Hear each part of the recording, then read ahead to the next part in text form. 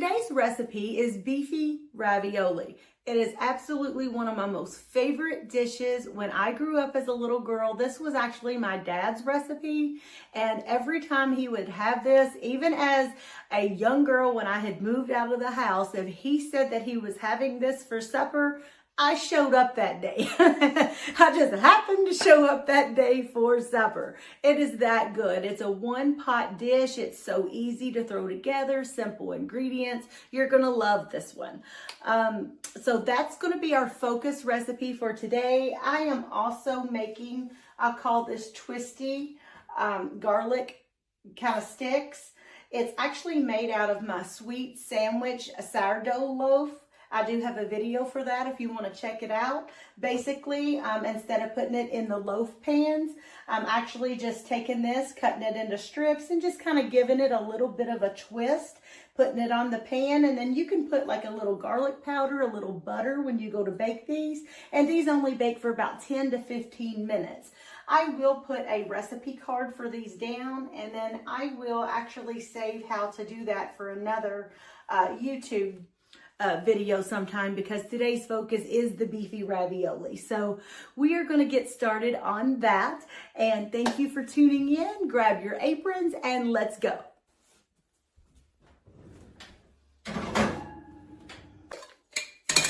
So I am just sprinkling a little of my garlic and parsley just over the breadsticks.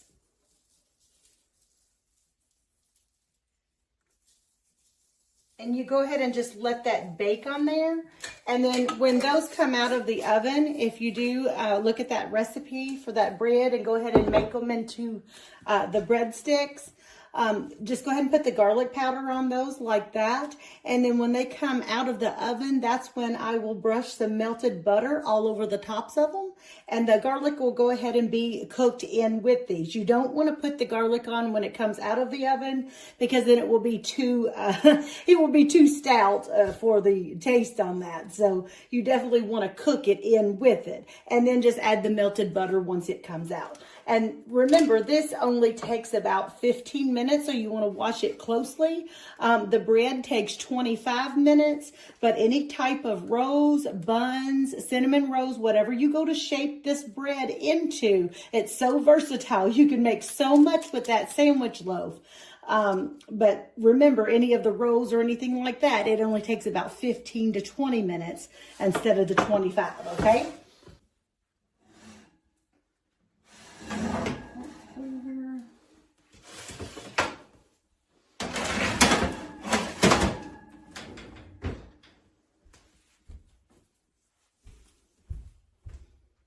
So for this dish, you are going to need a pot to boil our ravioli in, and then you are going to also need a skillet. I like my iron skillet, but that is to brown our beef in.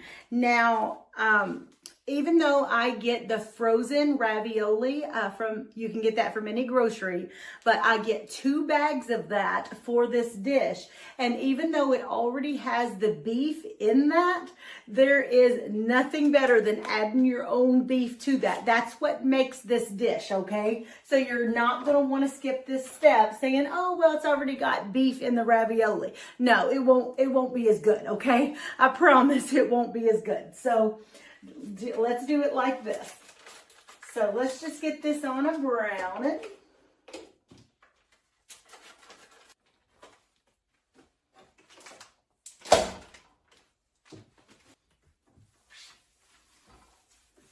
Okay, to this, we are going to add, you guessed it, garlic powder and parsley.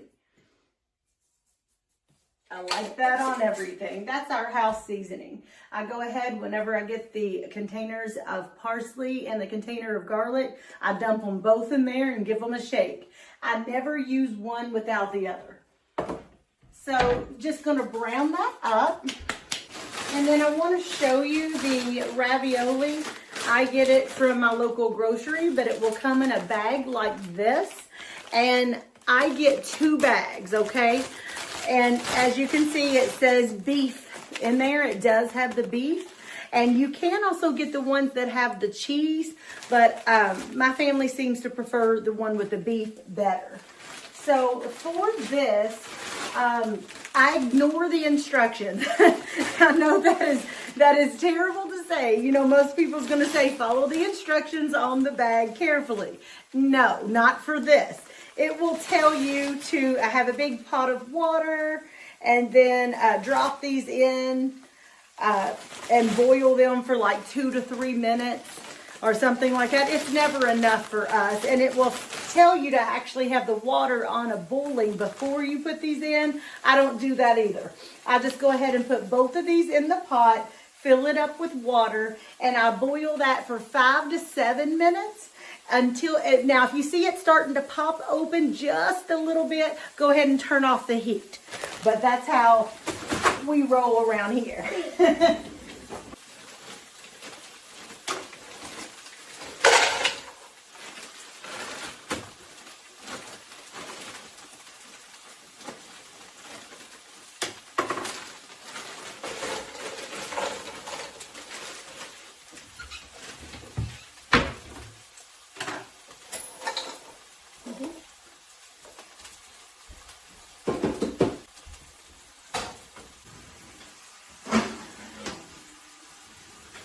See? Oh, they're yummy. Then I just go ahead and melt a little butter in the microwave and then just brush every one of the little breadsticks.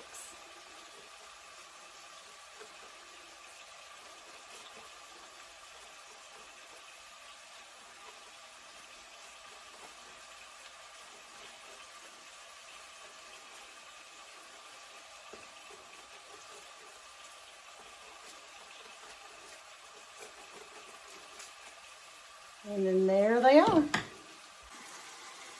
And then we just continue browning our meat until that has completely browned, and then strain off any grease if you was to have any grease in that. And there's a little girl that wants to say hello. Say hello.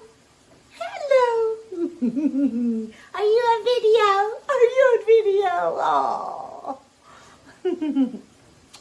So guess what? See, I got to go to the dollar store with Mama.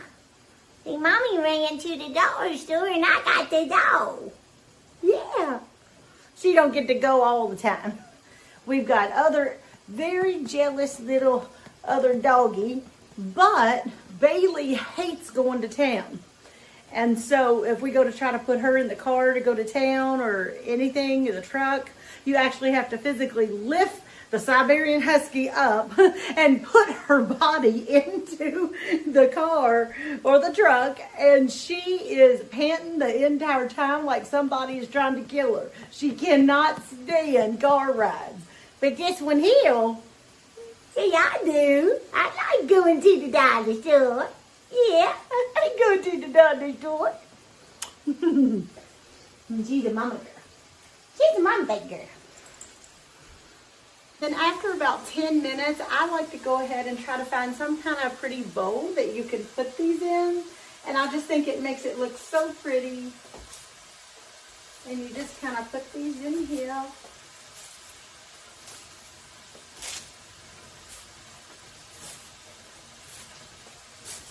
And then I just kind of store them in the microwave, or you could put some kind of tinted little cover on them, whatever, cloth, and just have these sitting and ready for when everything else comes together.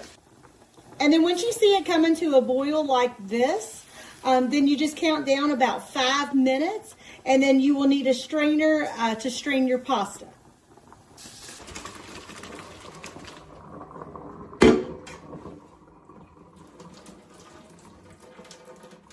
And then you will return this right back to the pot.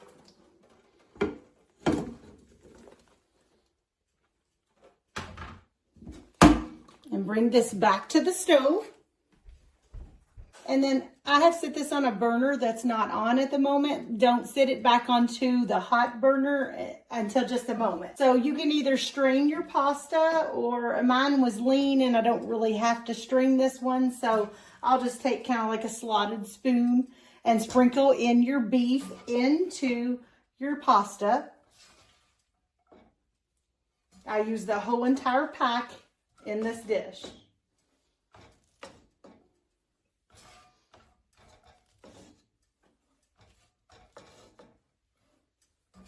I get every last bit of it.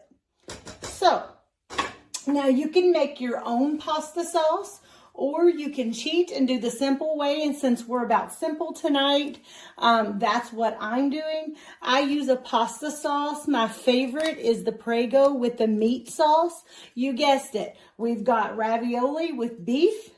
We added some extra beef. And then we have sauce with beef. So yes, now you see why it's called Beefy Ravioli. And it's amazing. Okay, so then you're just going to add this to the pot. And sometimes it takes the whole bottle, sometimes it doesn't. You just want to make sure that everything is coated well.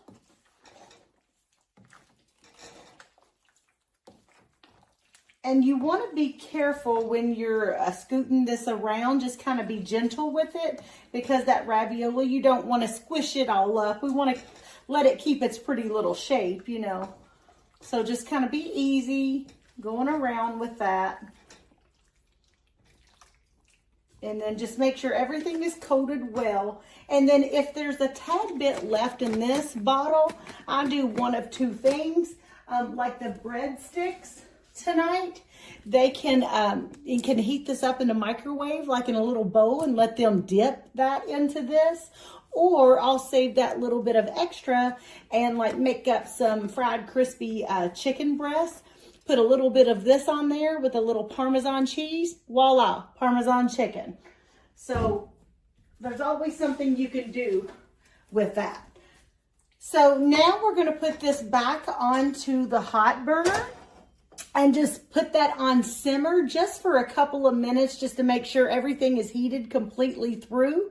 And then I am going to turn off the burner, and we still got about an hour before my hubby and kiddos is ready for supper today and around here. So I am actually just going to put the lid on there, and it's ready when they get here. But pretty much what you do is just heat that through a couple of minutes on simmering that, and watch it, because that tomato sauce will bubble, you guys. So make sure that nothing sticks or burns or bubbles like crazy with that. That pasta sauce can pop all over your counter and your stove, so you really have to watch pasta sauce. So just simmer that very gently for a couple of minutes. Once everything is heated through, you're good to go. Supper is served. So also, guys, don't forget to top with a little Parmesan cheese when you're serving that. And this is an easy one-pot dish. I'm telling you, it's scrumptious. My son loves it so much, he asks for this pretty much every birthday. Can you make that big pot of ravioli? He is the one that took after his mother. All things pasta. So I thank you for tuning in today. I am busy getting some gardening stuff done. I've got some gardening how-tos for you guys. I have a YouTube list of video ideas I have to show you guys everything around the farm, different things that I'm tackling, what we're doing around my homestead. That is things that I like to kind of pass along to you guys. So as I'm doing these things, I make videos for you guys for that. So I typically try to get a video uploaded on cooking and recipes once a week, and typically that is on Monday. And then ever so often when I'm doing something, as the moment arises, I'm out there with my gardening or chickens or whatever is happening on the homestead. Sometimes occasionally through the week I'll have an extra video that I throw in when I'm doing those things, but you can look for a video normally every Monday. The only reason that it isn't on there on a Monday is, well, we do live in the boondocks, so every now and then, if there's a crazy storm or something causing me not to be able to get my video uploaded, then it may be the very next day. And my channel, you guys, you may have noticed before my video that I have like a little theme song I got going on. I've added on there. I love that thing. My husband goes around singing that song, and so I put it into like a little theme song for the videos. And I did that because when you turn on my channel, I want you to feel at home. I want you to feel like, oh gosh, Sugar Pie Nellie, my favorite show is coming on. I want you to just sit down, relax, and see what's up around the homestead. So when you hear that theme song, think of me and how much I appreciate you guys, okay? So thank you for tuning in. God bless you guys, and you have a great day. Sugar Pie Nellie, Sugar Pie